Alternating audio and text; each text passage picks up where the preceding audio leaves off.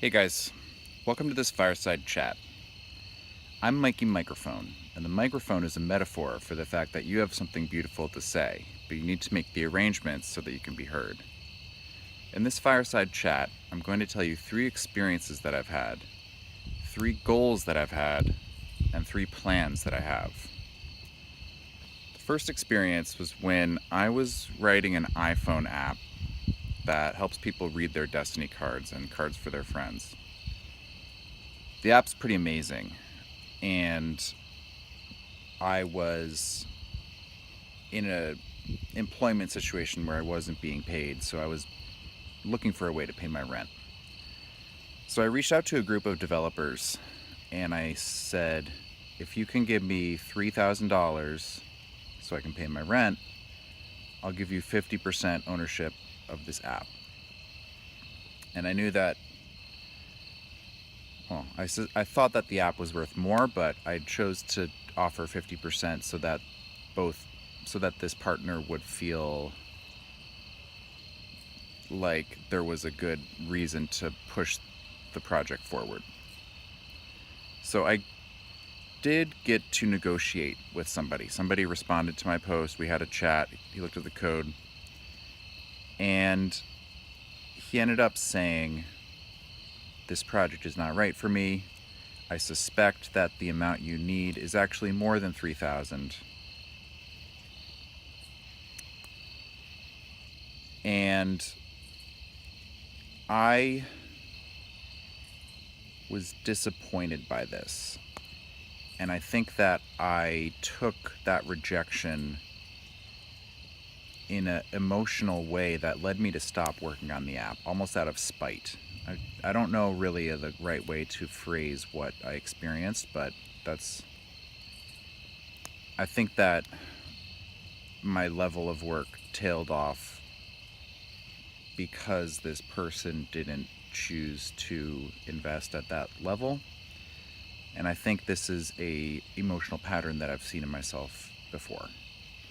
The second experience is that with that same app, I was invited to, I applied for Planet of the Apps, and I immediately got a response saying, please do the second round application, which is a 10-minute video. So I created a 10-minute video, and part of the application was, how much are you looking to raise? And I wrote basically that I wasn't interested in raising anything. I'm really interested.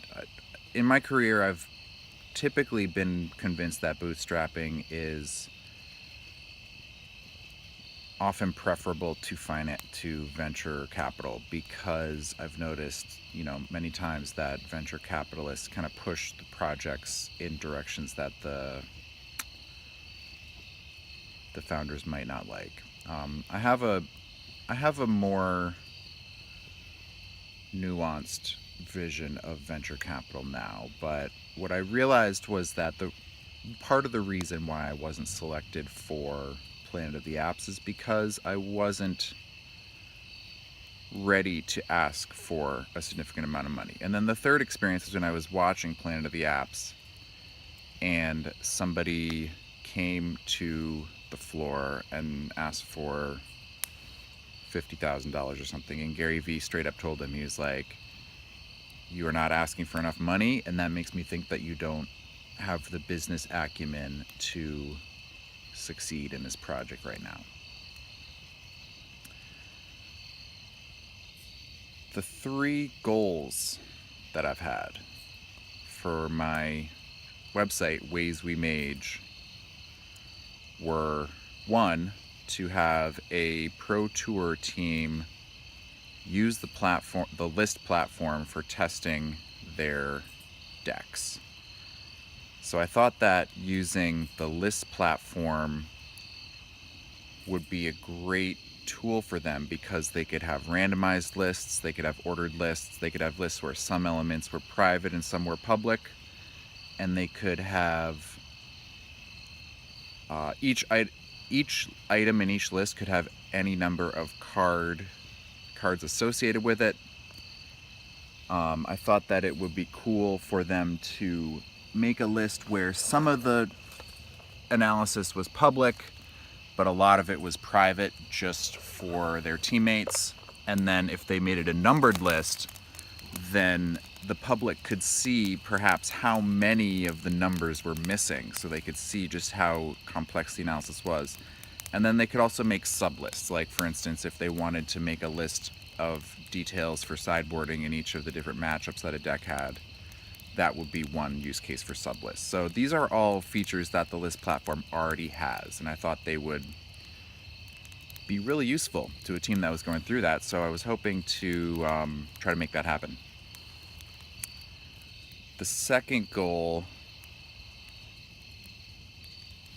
was just today, I saw on Twitter a gentleman named James Chilcott invited Saffron Olive to have a live debate about the reserved list. So the reserved list is this list of cards in Magic that will never be reprinted, and there's a few hundred cards on the list. Only a couple dozen of them are actually relevant to the modern game, or the contemporary game, like the dual lands in particular. But there's a lot of people who believe that if some of those cards were reprinted, it would help the health of the vintage market anyway. So there's a lot of debate about the reserve list, and I thought that my platform could be a good place to kind of establish some of the talking points before the debate began, because it is I think it's useful to be able to have a starting point so that you don't have to rehash all of the things that everyone already knows. So I thought using lists and sublists would be a good way to package up some of these arguments and some of the data and information that people use to corroborate their arguments. The third goal that I had was to get another author to write a book on the platform. So I was thinking it would be cool to get somebody like Saffron Olive or James, or possibly Frank Lepore, Travis Wu, or even Patrick Chapin, to write a book on the platform. And my hope was to make some videos that demonstrated what a convenient platform it is for writing, and then to grow the platform from there. You know, my book was already published on the platform, but I thought it would be great to have a second or a third, or who knows, from there. So the three plans that I have, and the reason those two lists are relevant to each other is because yesterday I couldn't pay my Heroku bill. The bill is $15. I can't pay it. And so I'm in this situation of thinking, oh, if I had a tiny investment, I could push this thing forward. And I'm also asking myself, is it really that tiny of an investment that I need? And I'm also asking myself, what's going to happen if I ask somebody for this money and they say no thanks? What is going to happen to the project? And I know that I can finance the project in some other way other than asking for an investor, but it's just this is what's on my mind. So the three plans that I have for what to do before making a decision are that, so I'm an avid Facebook user, and I always wished that there was a way to bookmark things privately rather than liking them publicly. And for the past couple of years, they've had this feature where you can save posts, and I save posts pretty regularly, at least once a week. I have never gone through my saves and actually read the things that I bookmarked for later. So I'm planning to do that. I'm planning to go back through them. I think it's going to be a really exciting session, and I'm planning to record it so that I can have a video of experiencing all the things that I learned.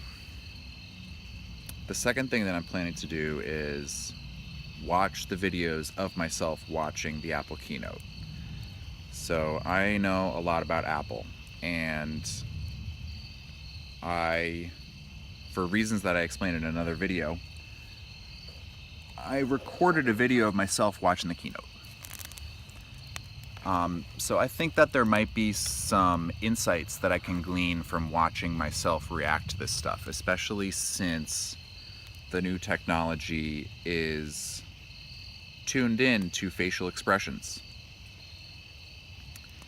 The third thing that I'm planning to do is finish cleaning my room and putting all my stuff away.